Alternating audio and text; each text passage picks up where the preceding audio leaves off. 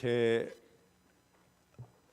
삶에서 또 여러분 삶에서 무엇이 여러분의 삶에 대단히 중대한 전환점, 즉 터닝 포인트가 되는지 각각의 환경과 조건에 따라 다 다르시겠습니다만, 제가 목사가 되게 됐고 또 진정으로 그리스도를 만난 계기를 우리 교회를 오래 다니신 분들은 여러 번 들으셨을 것입니다. 다시 한번 그 말씀을 또 드리는 이유는 오늘 본문의 말씀과 깊이 연관이 되기 때문입니다. 제 삶에서 진정으로 주를 만난 계기는 한 정신질환을 앓고 있는 한 처녀 아이 때문이었습니다. 중학교 1학년 때부터 고등학교 때까지 열심히 중고등부를 다니고 또 중등부 회장, 고등부 회장도 했지만, 그러나 제게 하나님이 계신 것은 아니었습니다. 인간적으로 원래부터 나름대로 성실하고 책임을 맡으면 감당하려고 애써온 그런 삶의 습관 때문에 중등부, 고등부 회장을 감당한 것이지, 내 안에 살아계신 하나님의 역사와 인도하심을 느낀 것은 아니었습니다. 그런데 시골 교회를 다니다 보니까 고등학교 2학년 때부터 주일학교 썬데이 스쿨 교사를 할 수밖에 없었습니다. 그런데 어느 날 지방연합으로 교사 훈련이 있다고 3박 4일 동안 기도원에 그 지방의 모든 주일학교 교사들을 모아서 훈련을 시키는 그 일에 참여하게 되었습니다. 근데 낮에는 교회 학교 교사라는 것이 이렇고 구약 성경은 이렇고 신약 성경은 이렇다라고 낮에는 교육을 하지만, 밤만 되면 생전 처음 보는 어마어마한 북을 갖다 놓고 그 북이 찢어져라 두드리면서 온통 밤만 되면 그 기도원이 그 당시에 제 느낌으로는 광란의 도가니, 즉 완전히 미친 사람들이 모여 있는 그러한 곳으로 변해버립니다. 사실 저는 저희 시골교회 담임 목사님은 원래 이북분이라서, 원래 아주 골수 장로교 출신이라서 교회에서 한 번도 박수를 치며 찬양을 하거나 혹은 할렐루야 아멘을 외치거나 하는, 더군다나 북을 치며 통성으로 기도하는 일은 꿈에도 본 적도 없었던 그런 신앙을 가지고 기도원에 처음 갔을 때 그 충격은 사실은 굉장히 저를 혼란하게 하고 고통스럽게 했습니다. 이거는 신앙이 아니고 완전히 미친 짓이다. 그게 제 생각이었습니다.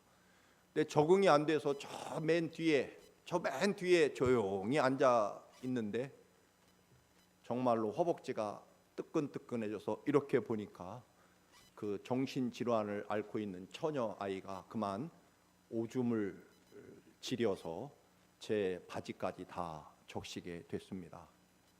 정말 뭐 더 표현하고 싶은 말이 있지만 강단이라서 되는 일이 없구나. 어쨌든 옷을 갈아입고 할 수 없이 그 냄새나고 더러운 곳을 피해서 맨 앞으로 옮겨 앉았습니다. 그런데 통성기도 시간이 저에게는 가장 고통스러운 일이었습니다. 또 어릴 때부터 아버님이 돌아가셔서 아버지를 불러본 적이 없기 때문에 하나님 보고 아버지라고 하는 일은 더더욱 저에게는 허락되지 않는 일이었습니다. 하나님은 하나님이시고 나는 그냥 사람이고 뭐 그런 거죠. 하나님을 아버지라고 부르는 인격적인 관계는 제게 용납되지 않았습니다. 다른 사람은 다 북을 치며 광란의 도가니로 통성기도를 할 때 저만 거룩하고 경건하고 우아하고 품위 있게 그렇게 기도를 조용히 하고 있을 때 갑자기 제 머리에서 별이 번쩍였습니다. 그 당시만 해도 목사님들이 그랬죠. 제 뒤통수를 정말 세게 후려치면서 뭐 하고 있느냐, 기도하라고 소리를 저를 혼내는 바람에 제가 하는 수 없이 기도를 했고, 그리고 저는 사실은 오줌 싼 그 처녀 아이 때문에, 그리고 뒤통수를 정말 강타당한 것 때문에 정신을 차리고 정말 예수 그리스도를 만났고 그 다음에 저는 목사의 길로 갈 수밖에 없었습니다. 이 말씀을 드리는 이유는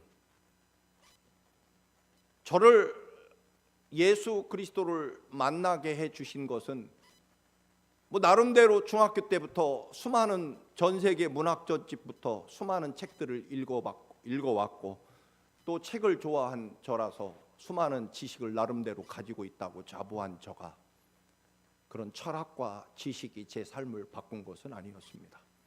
물론 철학과 지식이 저를 이끌어가는 토양과 거름은 되지만 그러나 저를 진정으로 변화시키고 살아계신 하나님을 만나게 한 그 근본적인 이유는 결국 가장 지저분하고 가장 충격적인 방법으로 저를 하나님이 만나 주셨다라고 하는 것입니다.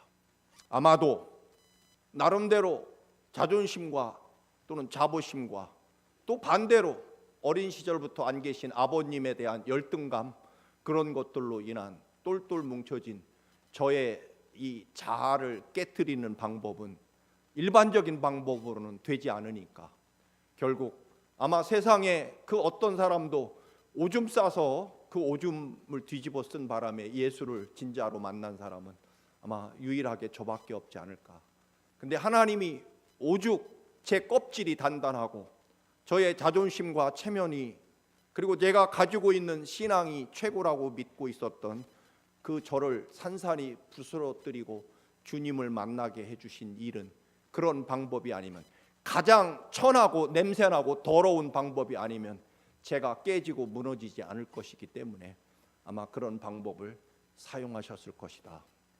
그래서 결국 저는 어떤 철학이나 지식이나 경험이 저를 변화시키거나 저를 새롭게 만든 것이 아니라 결국은 가장 단순한 그런 삶의 방법으로 저를 무너뜨려 주시고 주님이 저를 찾아와 주셨다라고 하는 것입니다. 오늘날 이 시대 기독교가 왜 그렇게 똑똑하고 아는 것이 많은 교인들이 가득 차 있는 이 시대를 생명과 권능으로 변화시키지 못할까요? 결국은 예수 그리스도에 대하여 집중하지 않기 때문일 것입니다. 이 사순절에 우리 인간의 지혜와 지식이 아니라 예수 그리스도의 십자가 그 흘리신 보혈만이 우리를 변화시키고 새롭게 하신다라고 하는 것, 그것을 우리는 다시 회복하고 예수 그리스도라면 어떻게 하실까? 지금 이 순간 내가 하나님 앞에 변화되고 깨져야 될 부분은 무엇일까? 그것을 끝없이 고민하고 회복하는, 그래서 모든 것을 다 제거하고 다시 우리의 영혼의 삶 속에 예수 그리스도의 십자가 그 뜨거운 피가 나를 변화시키고 하나님을 만나게 하고 하나님의 음성을 듣게 하고 하나님이 장차 이루실 그 위대한 역사와 영광을 보게 하시는 그 변화의 역사가, 즉 나를 단단히 둘러싸고 있는 내 인간의 그 껍질을 부서뜨리지 않는 한은 주님이 내 안에 들어오시기 어렵다라고 하는 것입니다. 바울이 오늘 고린도 교회에 편지를 보냅니다. 고린도 교회는 전서부터 후서까지 굉장히 분량이 엄청나게 많은 서신이죠. 그만큼 고린도 교회는요 수많은 문제들을 투성이로 가득 차 있는 교회였습니다. 바울 사도가 정말로 사랑하고 아끼는 교회였지만 그 어떤 교회보다도 수많은 문제를 가지고 있기 때문에 그 고린도 교회가 여러 가지 신학적인 그런 논쟁과 그리고 분열과 다툼으로 하나님의 은혜가 그 고린도 교회에, 하나님의 살아계신 하나님의 능력과 권능이 고린도 교회에 나타나지 못하고 있었다라고 하는 것입니다. 오늘 바울 사도는 그것을 견고한 진이라고 표현합니다. 이 진이라고 하는 것은 캐슬, 성벽, 요새를 말하는 거죠. 무너지지 않는 견고한 성으로 둘러싸여 있다. 고린도 교회가 그런 무너지지 않는 아주 단단한 성으로 둘러싸여 있는 교회라. 대단히 여호와는 나의 요새시요 나의 반석이시요 나의 산성이시다라고 하는 그런 좋은 의미가 사실은 아닙니다. 오늘 바울 사도가 고린도 교회가 둘러싸여 있는 무너뜨릴 수 없는 견고한 진이라고 하는 이 단어는 결국 반대로 하나님의 살아계심의 역사와 복음의 능력, 예수 그리스도의 십자가 보혈과 그리고 살아계신 하나님의 능력과 은혜와 전능하심이 막혀버리는, 즉 하나님의 은혜가 흐르지 못하도록 단단한 성으로 막혀 있다, 장벽으로 둘러싸여 있다라고 하는 그런 의미입니다. 예수 그리스도의 십자가 보혈의 능력과 은혜를 흐르지 못하도록 막아버리고 방해하는, 그리고 무너지지 않는 장벽으로 고린도 교회가 가리워져 있다 하는 그런 말씀입니다. 혹시 우리 청암교회가 부흥과 축복, 하나님의 역사를 가로막고 있는 견고한 진으로 가로막혀 있는 견고한 장벽으로 막혀 있다고 하면 무엇 때문일까요? 혹시 여러분에게 하나님이 그토록 주시기 원하시는 그 놀라운 은혜와 생명과 기적과 권능, 하나님의 살아계심의 역사가 끝없이 여러분의 삶 속에 흐르기를 원하고 여러분의 삶에 한없는 하나님의 살아계심이 나타나기를 원하시는데, 그 하나님의 축복이 여러분의 삶 속에 오다가 견고한 진에 거대한 장벽에 막혀서 하나님의 그 놀라운 은총이 여러분의 삶과 가정의 일터에 흐르지 못하게 하는 거대한, 흔들리지 않고 무너지지 않는 견고한 진은 과연 무엇일까요? 무엇이 여러분 앞을 가로막고 있는 거대한 산, 바위산 혹은 든든한 성벽으로 여러분이 은혜가 흐르는 길을 막아버리고 있을까요? 그 살아계신 하나님의 은혜와 축복을 가로막는 장벽은 믿지 않는 사람들, 교회 안 다니는 사람들, 또는 영적으로는 원수마귀 사탄이 우리의 축복과 하나님의 은혜를 방해하는 것 같지만, 오늘 바울 사도는 그게 아니다라고 말씀합니다. 하나님의 은혜와 축복을 가로막는 견고한 장벽은 무엇이냐면 4절과 5절 말씀입니다. 4절 5절 말씀 우리 같이 읽으실까요? 우리의 싸우는 무기는 육신에 속한 것이 아니요 오직 어떤 견고한 진도 무너뜨리는 하나님의 능력이라. 모든 이론을 무너뜨리며 하나님이 아는 것을 대적하여 높아진 것을 다 무너뜨리고 모든 생각을 사로잡아 그리스도에게 복종하게 하니. 즉 하나님의 위대한 축복과 영광을 가로막는 견고한 장벽은 뭐냐면 바로 하나님의 능력을 가로막는 것은 우리 사람이 가지고 있는 모든 이론, 인간의 생각과 지식과 경험들, 고집들, 자존심들, 또 그 다음에 보면은 하나님을 대적하여 높아진 것들, 이것이 바로 하나님의 능력과 역사를 내 삶과 우리 청암교회에 흐르지 못하도록 막고 있는 견고한 장벽과 같다, 그렇게 이야기를 합니다. 이것을 무너뜨려야만 하나님의 은혜와 그 놀라운 축복과 살아계심이 여러분의 삶에 놀랍게 흐르고 강같이 흐르고 생명의 역사를 이루게 된다. 그런데 하나님의 그 놀라운 은혜가 여러분의 삶에 오다가 여러분이 가지고 있는 이론에 막혀버린다는 겁니다.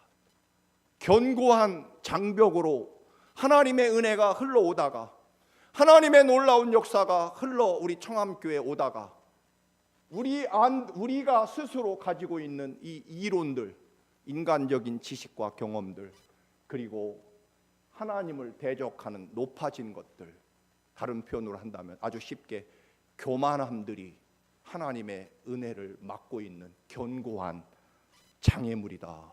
그렇게 거대한 산에 막혀서 하나님의 은혜가 흐르지 못하고 있다. 복음의 능력과 권능이 나타나지 못하고 있다 하는 이야기입니다. 늘 말씀을 드립니다만 하나님을 생명보다 소중하게 여기는 바리새인들이 그들의 마지막 신앙의 결론은 하나님의 아들 예수 그리스도를 십자가에 못 박는 일로 그들의 믿음이 결론이 그렇게 이루어지게 됩니다. 결국 그들이 가지고 있는 율법이라고 하는 이론과 그리고 그 율법을 잘 지키고 살아온다라고 하는 어느새 교만해져 있는 교만이 견고한 성벽이 되어서 결국 예수 그리스도를 십자가에 못 박는 일을 하게 된다라고 하는 것입니다. 결국 우리는 흔히 다른 사람 때문에 또는 이 시대의 환경과 조건 때문에 하나님의 은혜와 축복과 또는 우리의 삶에 혹은 우리 청암교회에 흐르지 못한다라고 생각하지만 알고 보면 우리 안에 견고한 무너뜨릴 수 없는 우리의 인간적인 고집과 생각과 교만함, 이론들, 경험들, 지식들, 교만함들이 결국 하나님의 복음의 능력을 막고 있는 견고한 성과 같다. 그렇게 이야기를 합니다. 결국 우리는 우리 스스로 가지고 있는 인간의 생각과 지식과 이론들이 하나님의 은혜를 가로막고 있는 것은 결국 우리들, 나 자신이다라고 하는 거죠. 근데 우리는 그렇게 말하고 싶죠. 누구 때문에 또는 시대 때문에, 환경 때문에, 이 나라 때문에, 더 나아가서는 뭐 문재인 대통령 때문에. 여러분, 그렇지 않다는 겁니다. 오늘 바울 사도는요, 고린도 교회에게 분명히 말합니다. 인간의 이론과 그리고 높아진 교만함이 바로 너희들 안에 사로잡고 있는 하나님의 은혜를 누가 막고 있는 것이 아니라 바로 내 자신을 둘러싸고 있는 그 단단한 요새와 같은 껍질이, 이론이, 생각이 예수 그리스도의 십자가의 부활의 능력과 복음을 가로막고 있다라고 하는 것을 이야기하고 있는 거죠. 그것을 무너뜨리는 것은 결국 하나님의 말씀에 복종하는 것이다라고 말씀합니다. 여러분, 사실 목사가 가장 고통스럽고 고민되는 일은 뭘까요? 그것은 하나님의 역사와 능력이 우리 교회에 흐르지 않는 것 같은 그런 영적인 느낌을 받을 때 가장 힘들고 고통스러운 거죠. 그래서 예배 순서도 좀 바꿔보고 앞에 갔다 뒤에 갔다. 여러분은 왜 예배 순서가 이렇게 맨날 왔다 갔다 하나? 그게 저의 갈등과 고민입니다. 어느 때는 엄격하게 해야 될까? 아니면 부드럽게 해야 될까? 또는 어느 때는 더 책을 많이 읽어야 될까? 어느 때는 기도를 많이 해야 될까? 어느 때는 이해한다고 부드럽게 다가가서 용서한다고 해줘야 될까? 아니면 어느 때는 절대로 그거는 안 됩니다라고 단호하게 강력하게 얘기해야 될까? 사실은 저는 아직도 이 부분에서 헤매고 있습니다. 어느 친구 목사와 얘기를 하는 중에 사람이 나이가 40이면 뭐라 그럽니까? 불혹 그러죠. 유혹당하지 않고 흔들리짐 없다는 뜻입니다. 40이 되면 뭔가에 흔들리지 않는 나이가 돼야 되는 거고요. 50이 되면 뭐라 그럽니까? 지천명, 즉 하나님이 주신 사명을 제가 번역한다면 그 사명을 가지고 흔들림 없어야 그 길로 열심히 가야 되는 거죠. 뭔가 내 갈 길이 정해져 있어야 되는 거죠.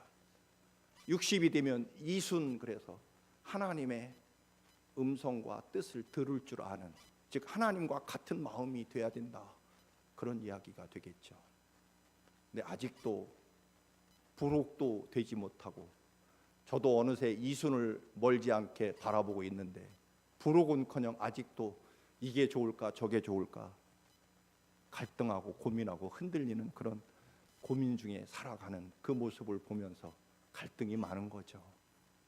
우리 성도들이 피 같은 헌금으로 이 어려운 시대에 헌금해서 담임 목사 생활비를 받고 있는데 과연 이거를 제대로 받아야 되는지, 그런 고민과 갈등과 아픔이 있는 거죠. 이 말씀을 드리는 이유는, 그런데 그런 고민을 하면 할수록 결론은 그겁니다. 주님이 결국 저를 붙잡아 주시고 세워 주시고 일으켜 주시지 않으면 저 스스로 헤어날 길이 없습니다. 그게 결국 이 사순절에 여러분과 함께 나누고 싶은 결론입니다. 이 견고한, 여러분 다 겸손하고 부드러운 것처럼 보이지만 절대로 바꾸거나 깨뜨리거나 무너지지 않는 여러분의 그 견고한, 여러분을 가지고 있는 자아, 본능, 지식, 경험, 이론 또는 욕망, 이기심 또는 교만함의 껍질을 어떻게 부수어뜨릴 것이냐. 결국은 주님, 저 스스로는 저를 깨뜨리거나 구원할 길이 없습니다.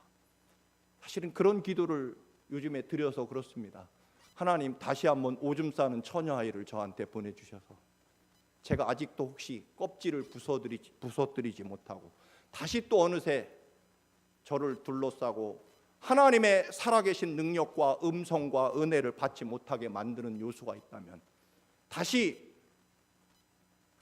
오줌 싸는 소녀라도 보내주셔서 저를 향해 다시 오줌에 젖어서 일어날 수 있도록이라도 해주십시오.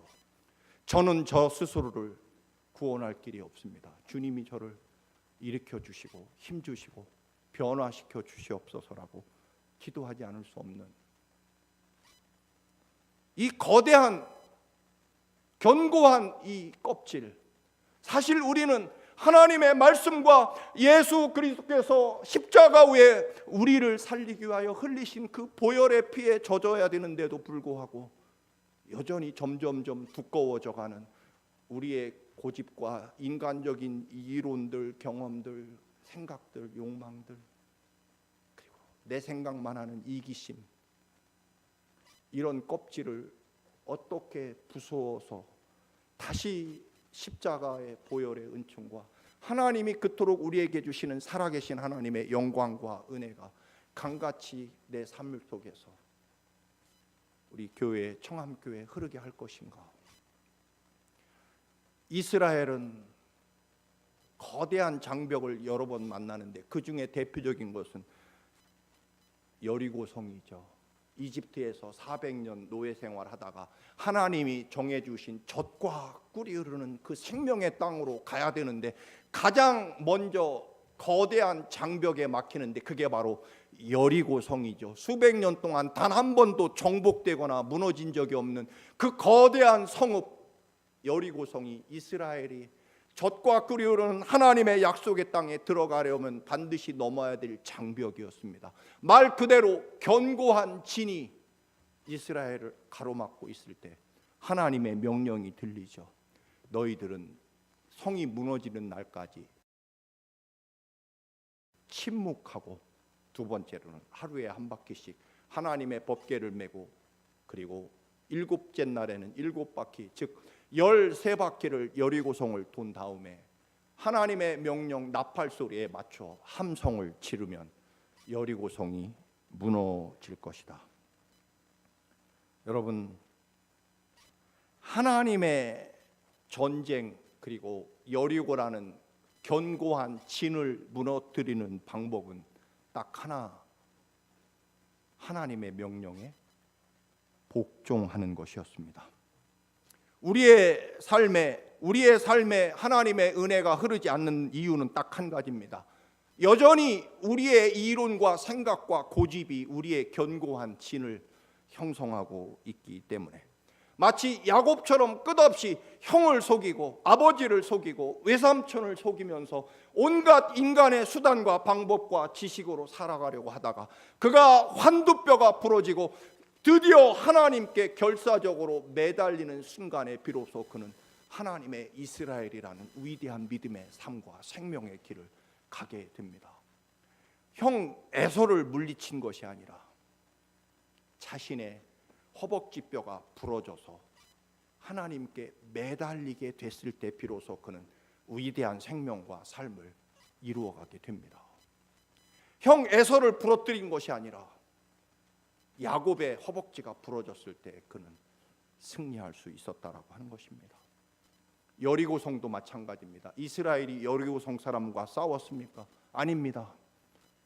늘 말씀을 드립니다만 결국은 이 명령이, 이 말씀이 정말 여리고성을 무너뜨릴 수 있을까? 여러분, 그 당시 사람들도요, 여러분 3000년 전에 쓰여진 잠언이나 시편을 보세요. 우리보다 어떤 면으로 1000배나 더 지혜롭고 현명하고요, 성숙한 인격과 철학을 가지고 있습니다.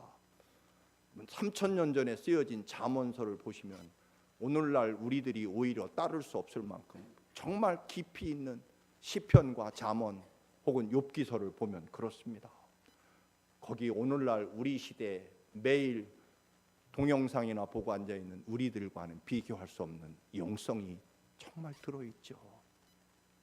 이 말씀은요, 여리고성을 도는 그 당시 사람들도 왜 생각이 없었겠느냐, 그런 이야기입니다. 아니, 도대체 이런다고 여리고성이 무너져? 정말 무너질까? 이 무식한 방법으로? 정말 여리고성을 이렇게 돌기만 하면 무너지나? 망치로 하나라도, 벽돌 하나라도 두드려야지. 또 아마 여호수아를 괴롭히는 말도 들렸을 것이 분명합니다.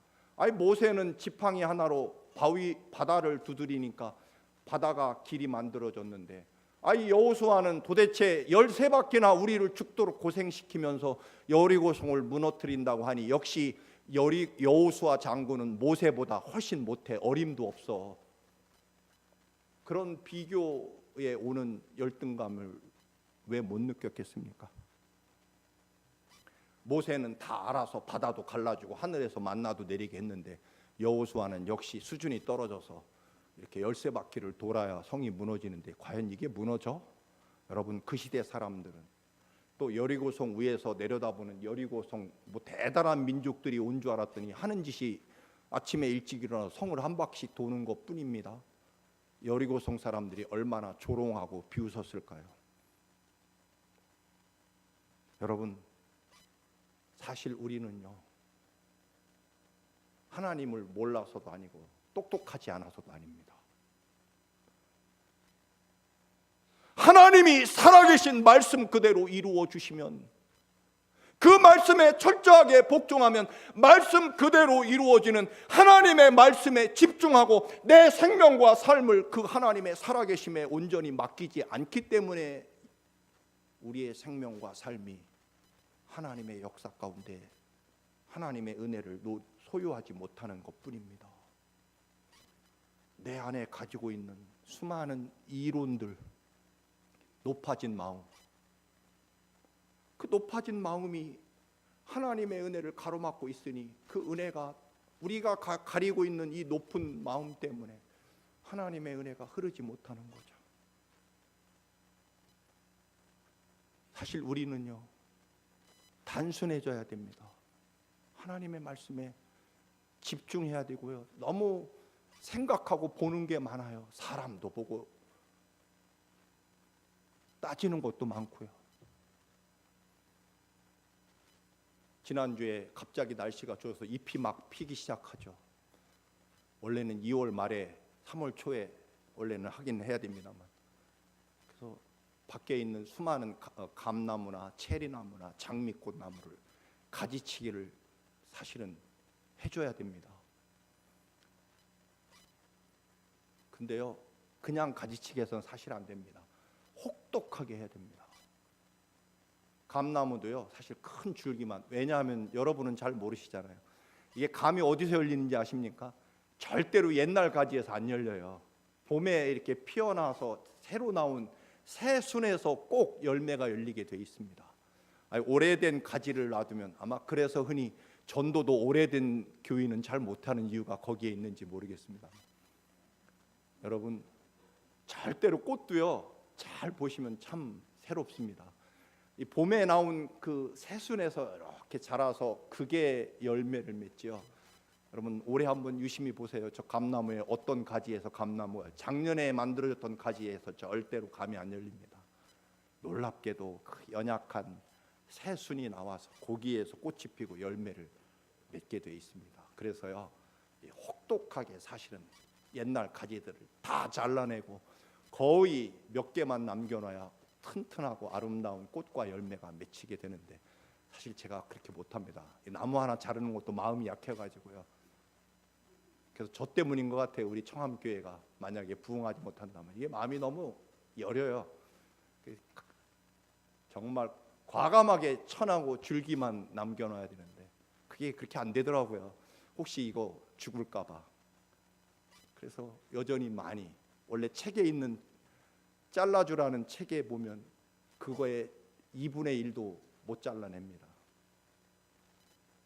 여러분, 이 말씀을 드리는 것은요, 결국 하나님의 은혜와 생명과 권능을 소유하지 못하는 것은 결국 내 안에 가로막은 견고한 내 인간의 내 껍질이 하나님의 은혜를 가로막고 있다 하는 것입니다. 이 이론에 오늘 고린도 교회에 선포한 말씀처럼 이 이론의 껍질, 견고한 껍질이, 또는 높아진 마음의 견고한 성벽이 하나님의 은혜를 가로막고 있는 거죠. 결국 여러분, 우리는요, 결국 하나님 앞에 뭘 어떻게 하는 것보다 어떤 경우에는요, 이 사순절에는 끝없이 정말 생명만 남겨놓고 끝없이 잘라내고 쳐내는 일을 해야 생명의 열매를 소유할 수 있게 된다라고 하는 것입니다. 엘리사가 문둥병을 고치러 왔다가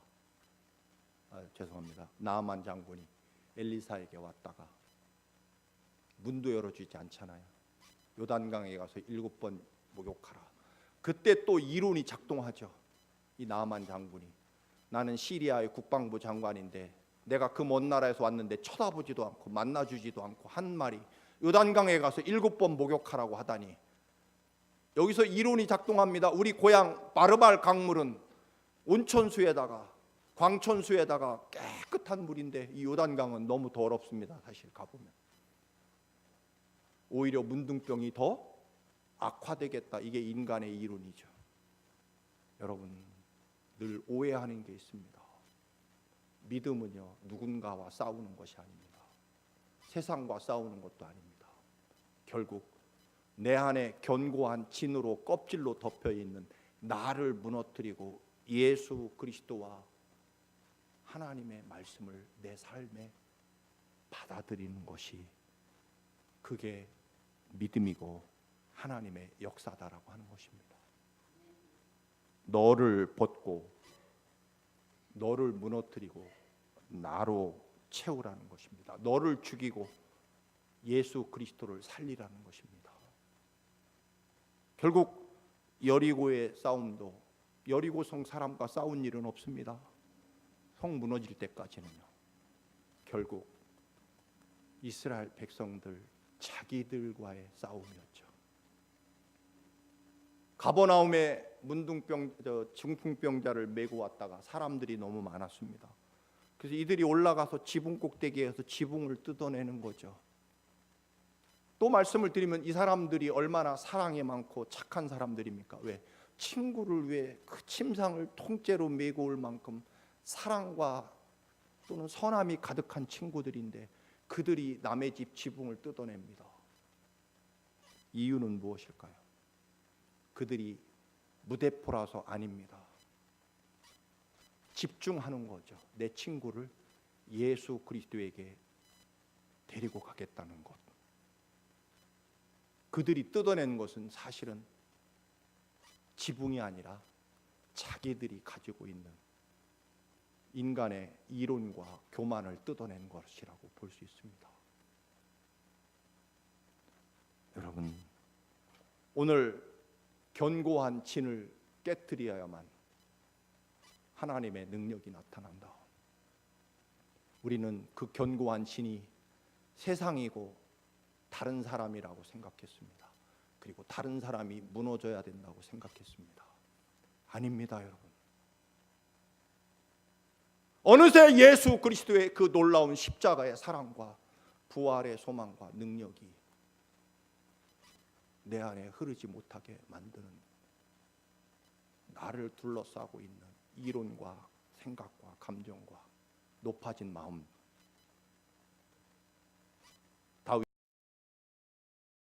다윗이 골리앗을 향해 달려가는 것도 마찬가지일 것입니다.